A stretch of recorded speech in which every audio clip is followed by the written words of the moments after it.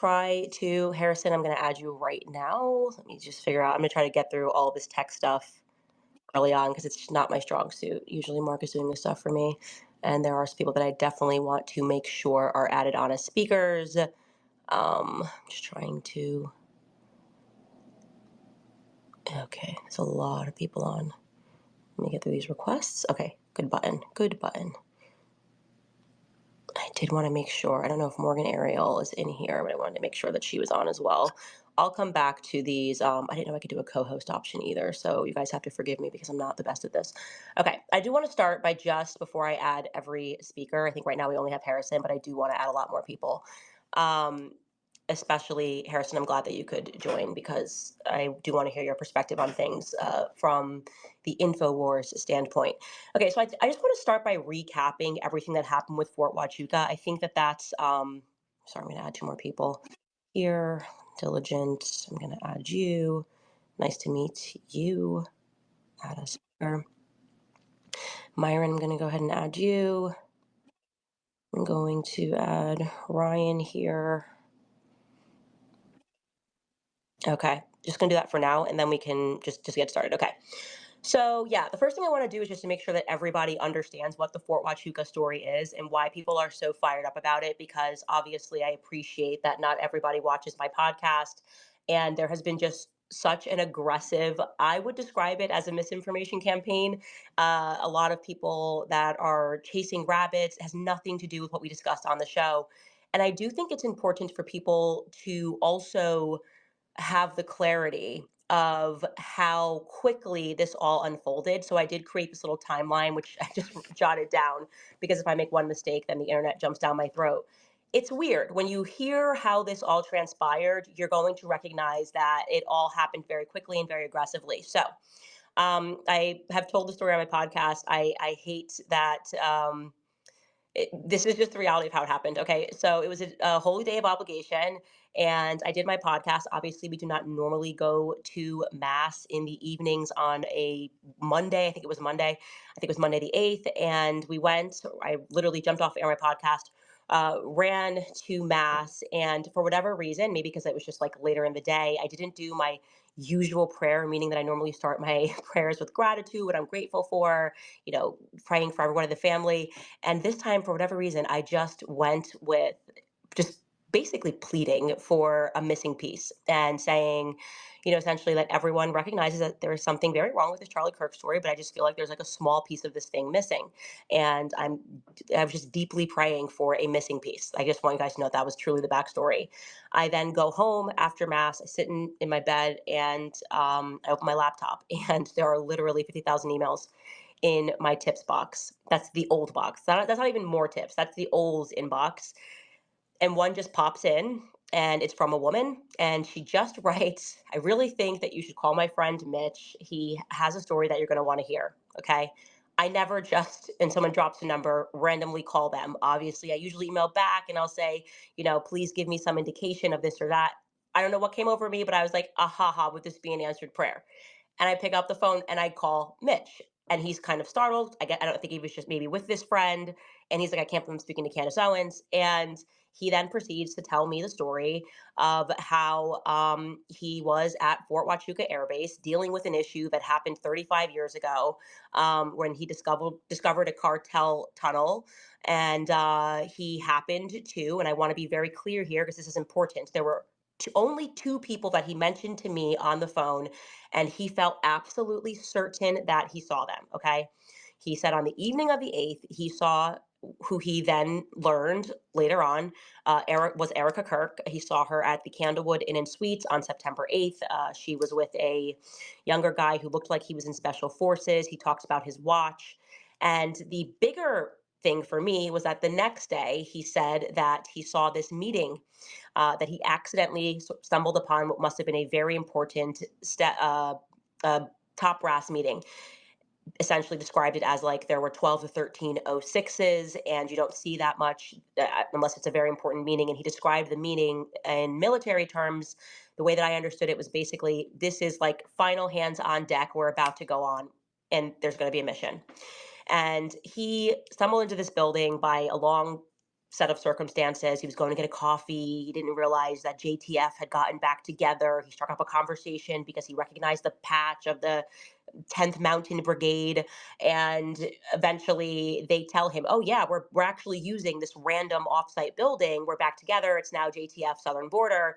And that's how he walked in. And at that moment, he was talking to people at the front desk. He saw Brian Harpole walking out of this meeting with somebody. And I'll tell you when we started talking about Mark Amadei, but he initially did not contact me about Mark Amadei or Cabot Phillips. It was, I recognized Erica Kirk on September 8th, leaving the Candlewood Inn Suites on the base, and I recognized Brian Harpole on the 9th, the morning of the 9th. The meeting was concluding at 7:30 a.m. Now, obviously, because the September 9th, the way that he described it was, first and foremost, the like, this is like, we're about to do a mission. It's the day before Charlie Kirk dies. There's been a lot of speculation about Brian Harpole. He definitively has lied about things which are on my list.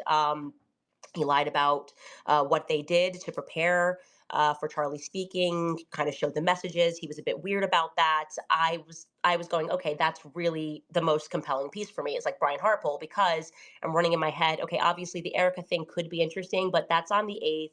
Maybe Erica was with Dan Flood. I mean, she has security. It's Fort Huachuca. It's kind of in their, the Phoenix backyard. Maybe she's there for a different reason, picking something up. Her mother's sick. Her mother works in defense. Like, my mindset was just, the Brian Harpole thing is the most compelling piece for me, because I think he's been acting weird.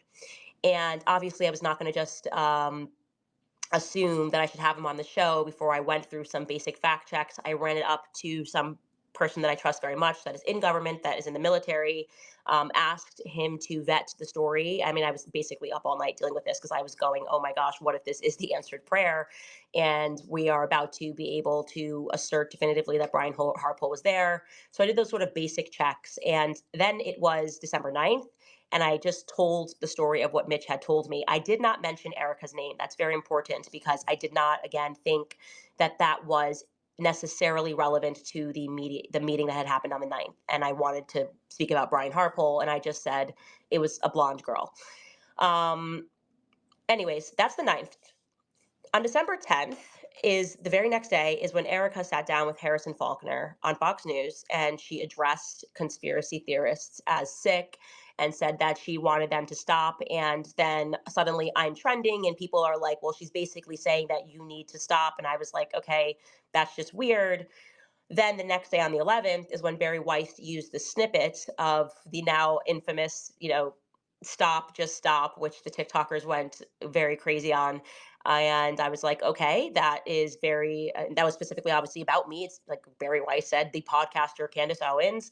And it kind of uh, backfired, I would say, on the internet.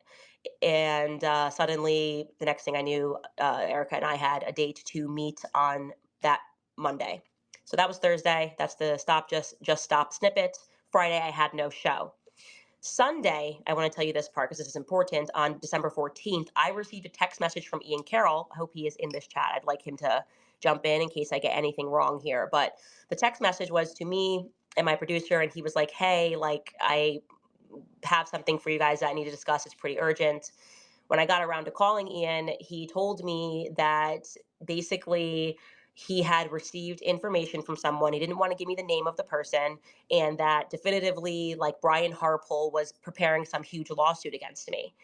And I was like, that's really weird. And I think he said, like, some big, like, Texas lawsuit. I don't know what but like, basically it was like, it's a big lawsuit, and like, you're going to want to be careful talking about this. And I was like, okay, well, that just can't be accurate, because that's not how lawsuits work. I know about lawsuits. And I said, I think someone's intentionally giving you bad information to try to scare me from talking about the Fort Huachuca thing anymore, because I hadn't yet hosted Mitch to tell a story. But I had indicated that, like, I might do more with Mitch, or I might pass him off to Ian Carroll. Next thing you know, Ian Carroll's getting a phone call and told that I'm about to get sued for mentioning Brian Harpole. So I thought that was, like, a little weird. And I basically said to Ian, I think, yeah, intentionally somebody gave you bad information. You first have to start with the cease and desist. And I don't factually know if what Mitch said was wrong. That ends. Monday is when Erica and I obviously had to sit down for 4.5 hours, and Turning Point kind of hosted a Q&A, which I thought was unfair and against the rules, I will say, because we agreed to not speak about anything. But that went on. Obviously, on the Tuesday, I came back, and oh, actually, let's go back to the meeting with Erica, because this is also relevant. During that meeting, I did not bring up the Fort Huachuca thing because I, first and foremost, needed to continue vetting various aspects of it, but also I have Brian Harpole's number. And so I was just going to text Brian Harpole directly. But it is worth saying that during that interview, Erica gave me Brian Harpole's flights and said, like, I know that you mentioned that you thought Brian Harpole was at this interview. Here are his flights. Now, you guys would later see those flights because Alex Jones then mysteriously has these flights. I took the flights from her. I thought it was interesting because I didn't bring up Fort Huachuca and I wasn't intending to bring up Fort Huachuca, and I hadn't mentioned Erica on the show. And I looked at them and I said, "Oh, well, this is not an alibi because the meeting ended at 7:30 a.m. and planes that left Fort Huachuca were back in Texas. They actually, the SAM plane, as we know, went straight to Texas. And I think Brian Harpo's flight left at like 3:42 or something in the afternoon in Texas. So I was like, this does not conflict with the idea that he could have been leaving a meeting at 7:30 a.m. So it's a pretty short flight to Texas. So I said that, and that was it. But I said, but thank you for giving me this because now I can tell people that I have these flights, and also that he doesn't like yet have an alibi for that morning. I just wanted to mention that because I feel like that's important. Anyways, obviously, when we went back on air on Tuesday, I recapped I was tired and what just kind of went through kind of the high points or the things that we had discussed. It was a very long meeting. On Wednesday, we broke the story about Charlie's car, and that we actually had exclusive photos of what the inside of the car looked like. On Thursday, I made the decision to have Mitch on my show. And the reason why we made that decision is because we were then working in the background to verify other aspects of his story, and we were able to do that. I now felt beyond confident. He had sent me all of his metadata. He had sent me, as you guys already saw, his ID cards, his former passports, his new passports. He even sent me, now I can't say that this Mexican person was in the cartel, but his story was that he was being hunted by the cartel. He certainly had a like court documents documenting that a Spanish person had broken into his home and whatever had happened. So I believed him. I believed his story. I knew that he was a Green Beret. Like I told you, I verified that information right away, and I knew that he had stumbled upon this meeting, and he thought this is why they were pulling him aside. They may have thought something else, but it was substantially true. Everything he said was substantially true. Whether or not he saw Brian Harpole, I don't really know, right? Now, of course, the decision to have him on, I was aware that I could not say to him, I felt that that would have been super inauthentic if I was like, hey, tell your story, but like, let's not talk about the fact that you think 100% that you saw Erica. Like that would have just been inauthentic. And I feel like people know that, I don't know, you guys would have just like sussed that out in 4 seconds. So I understood obviously that we were opening a can of worms because people were going to be compelled, obviously, by the fact that potentially Erica Kirk was on the base the evening before, if you will, on September 8th. But again, my main thing was Brian Harpole. During that time, as we were vetting his story, he described the congressman. He thought he was pretty certain that it was a congressman of some description. And he described him what he looked like, glasses, about the age, and he said the height was 5'9". So we were sending him photos of congressmen that we thought could fit the bill, just so you guys know this. And he was like, no, no, no, no, no. We sent him Amadei, and he's like, this person looks very familiar. Like this could be the person. Like, have you looked into his story? Like, do you think that this could be the guy? Like this is the first person that really looks like the guy. And he said, is he 5'9"? And I Googled that and it said he was 5'9". I actually think Google's wrong on that. I think his height is wrong. I will say that now. But it's important for you to know that he did not initially come to us with Amadei. We sent him photos. It was just Erica and Brian Harpole.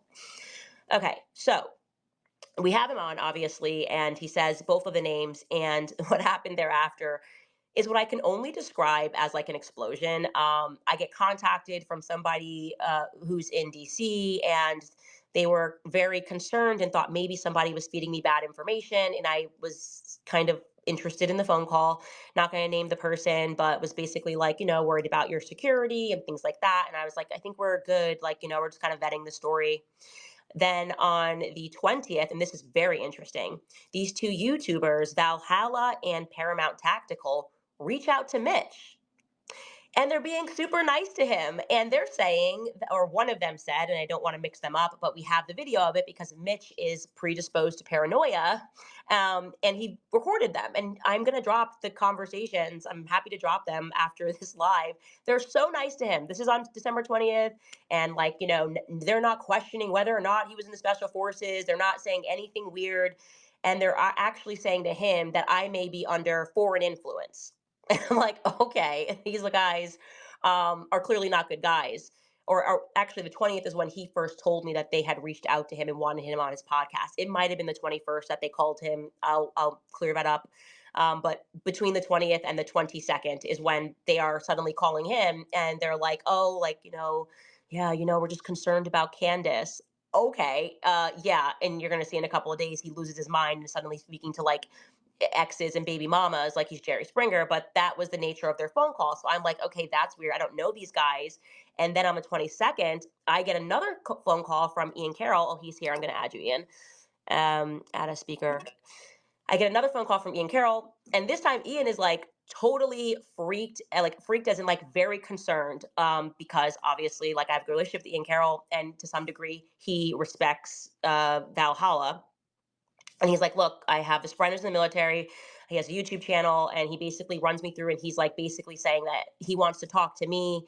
And it was kind of said to me in a way that was like, if you don't kind of take this rope, like, and jump off of this Mitch train, like, what's going to come out about Mitch is going to be explosive, and you're going to like go down on the ship. That's essentially the vibe that Valhalla was giving to Ian Carroll, and basically like kind of demanding to get on the phone with me. And I was like, and then he starts talking about, first he said stolen valor. Like, he was like, he was never a Green Beret. I was like, he absolutely was a Green Beret. I sent that up the chain of the government. Like, that's just not true. And it felt to me like they were clearly being quite aggressive with Ian on the phone, demanding to speak to me, demanding I allow them onto my platform, talking about his like ex-wives. I was like, I don't care about any of this. And I said to Ian, this seems to me like they're trying to distract me with stupid stuff. Like, if he has something that is concrete that like Mitch somehow defrauded me or lied and did like definitively was not a Green Beret, then please just have him email it to me. And I said, and if he emails that to me, I will deal with it immediately. And I also made it clear to Ian that, because they were like, oh, then like she could get in trouble for fraud because she raised money for this guy and he wasn't even like a Green Beret. I was like, first off, he never asked me to raise money for him. So the idea that he was doing this to defraud me for money, that came out naturally when I was live. I said I would do a give, send, go, because I said people were going to start digging up things. Like, I just had a feeling like I thought it would be other people, but I just felt like, oh, let's like raise money for him. He had a tough life, whatever. And I had that court paperwork of what he was going through. So that was natural. And not only that, but the very next day, which I will show on my show this week, Mitch sent me an email the day after I started the Give, Send, Go. The morning after, he sent me and Skylar an email and said, thank you so much for raising money, but I do not want to accept this money from you. And he was very self-deprecating. He was like, I'm just a fat, ugly man, and I just wanted to help, and I don't deserve this. Like, I don't deserve this from the public. And then I called him and I was like, Mitch, this is kind of stressful. Like, I don't want to figure out how to like give people back all this money. And he was like, how about this? If the tip that I gave you proves fruitful, like if it's actually Brian Harpole or if it's Erica, then I will take the money. Otherwise, I don't want it. So he was never trying to get money from me. That whole, he's a fraud. He was trying to steal. Like, none of that is real. It's just completely made up. And again, I will drop the receipts of exactly when he emailed me the morning after. So yeah, that's what I said to Ian. And I was like, I just don't care about anything about his background at all. I want to know if they have anything about him not being Green Beret. I will obviously post an update and say this guy completely tricked me with his metadata and everything. They were unwilling to do that. They did not want to do that. And so that's when they started, I guess, talking to his estranged son from 20 years ago. I don't know. I don't know, because I knew that it was an intentional trying to pull you, like they want to bring you down in mud so that you don't go forward and you have to just focus on the facts. So that is the backstory of Fort Huachuca. We all then know what happens next. And Alex Jones jumps into the foray. He's talking about Mitch's history. He's putting out all this information. Mark Amadei did, I do want to say as an update, I scrubbed through looking for roll calls, and then somebody indicated to me that they see him in his chair. He missed the roll call for some reason, but early on in the video, I agree, it does look like Mark Amadei. So that might be, it could be him. And we're looking for somebody else who looks like Mark Amadei. And I also think his height is wrong on Google. I don't think he looks like He's 5'9". So Mark Amadei might be completely like off the hook on that. And again, he wasn't the person that Mitch initially said we gave him that photo. Now, the Cabot Phillips thing is also very interesting. I don't really care about like, Mitch's estranged relationship with his son. Like, I'm not interested. I'm not Maury. I'm not here to like bring families back together. But I tried to debunk him. I thought that was very easy to be able to debunk him with Cabot Phillips because Cabot Phillips, he has a daily show at the Daily Wire. I think he does it maybe 3 times a week or something. But the Morning Wire, obviously, I worked the Daily Wire, and I was like, well, that's pretty simple. If you're saying that Cabot Phillips was here in Arizona, he actually lives here in Nashville and he has a show. Let me just go find him on his show. Well, it also turns out that Cabot Phillips, from September 4th all the way through to September 10th until September 11th, took a vacation and he wasn't on his show. So when I realized that, I did the right thing. I messaged Cabot Phillips. I sent him 2 messages asking if he could just answer whether or not he was there because I don't want to throw like any shade his way. I had sent him, just to get to the Cabot Phillips bit, I had sent Mitch multiple photos of guys like this person. I thought maybe Dan Flood, this. He's like, no, no, no, no, no. I gave him no context, but saw that Cabot Phillips was trending and I had no idea he was one of Erica's exes. I sent him the photo and he's like, that's the guy. That's the guy that was with her. And again, I'm now relying on Mitch's memory. I don't know what his facial recognition software is. If it's like mine, it's terrible. Okay. I can meet someone like 5 times and still not place their faces. But if it was my husband, he can meet someone once and he's like, that's him. We saw him at the airport in New Jersey. You don't remember. And I'm like, of course I don't remember. Some people have it, some people don't. So I just wanted to try to confirm it. Cabot Phillips did not respond to me. Okay, he's not, you can say he's not required to respond to me. That's fine. I'm giving you the information. I would probably respond, like, just because it's such an easy thing to do. But that was interesting. I was compelled by that. He said that he thought the person was potentially a pilot or would have had pilots in his family because Mitch said, I'm a watch guy. And I recognized his watch. And it's a watch that pilots wear. It's digital. It had a yellow button, whatever, whatever. Well, there's never been anything publicly about Cabot being in the military. So I was like, that seems wrong to me. And then sure enough, I dug up a post that his grandfather was I don't know, like awarded high honors in the military and was an Air Force guy. So I was like, okay, well that's another like interesting thing that's happening. I would like to look further into that. Now, in terms of people saying that, Erica doesn't owe you an alibi, I didn't ask Erica for an alibi. So when suddenly I realized that Paramount Tactical was speaking with Andrew Colvett and she was providing an alibi to Andrew Colvett, well, then suddenly now, if you're going to provide an alibi, then let's provide an alibi. Like, you know what I'm saying? I'm happy to just like communicate whatever that alibi is. I never demanded it privately. I didn't demand it in her face. And I still don't, even if she had said, yeah, I was at Fort Huachuca, I was at a hotel and I was dropping off a package, that doesn't necessarily put her at the meeting the next day. But Mitch did say that the person who he thinks looks like Cabot Phillips was at that meeting the next day. So obviously that's interesting. Like, obviously, if we're investigating this, we should just, like, we could check it off the list and move on. I have messaged Brian Harpole, just so you guys know, thus far, I want to say 4 times, at least 3 times, asking him. Again, we can't say he was willing to give his flights, but doesn't want to also just give his metadata or a picture or something they took a text message at that time to clear his name. You either want to give an alibi or you don't want to give an alibi. You either are saying, I don't owe you an alibi, I don't want to answer at all. But if you're going to do something halfway, then you should provide a full alibi. Now, I will say that I had some communication. I did message also once the thing exploded with Andrew Kovac because he's just getting on my nerves. Like, really, I have been so nice in terms of what I have told the public about things that Andrew Kovac told me. He's starting to like a little bit play with the bull, and we're getting real close. We're getting real close to me just saying, if you guys really think that I have not been fair, you will really recognize how fair I have been if he keeps pressing me. And I felt very pushed by that Paramount Tactical thing. These people are lunatics, blah, blah, blah. It's like, bro, send me a text and I could have shut it down immediately. But you're like, I'm assuming you're also the person talking to Andrew. I mean, speaking to Alex, because Alex did say on his show that he spoke to Turning Point USA people and like he had Brian Harpole's flight. So it's pretty obvious. It seems like they're working behind the scenes and that's annoying me. It's annoying me a lot, actually.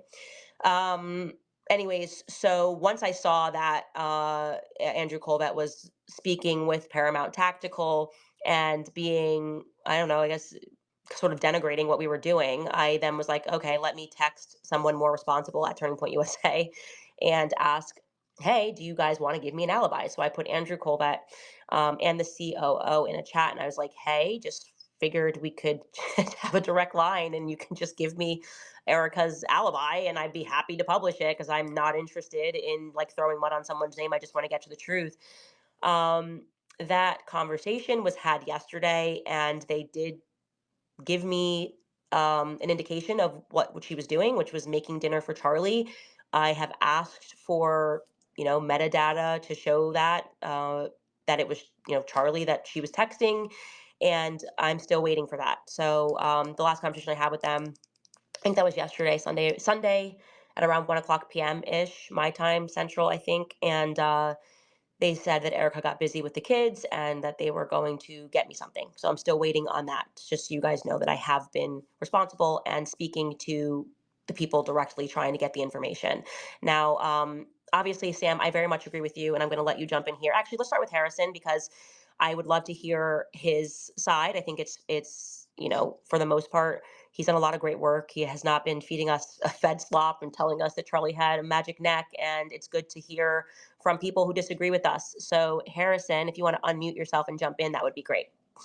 Yeah, thanks for having me. I guess my whole thing is why does this meeting even matter? Like, what is the actual claim that's being made here? That's been my confusion the whole point, Yeah. the whole time is like, okay, let's say that there's absolute proof, photographic evidence that everything that Snow says is true. Like, who cares?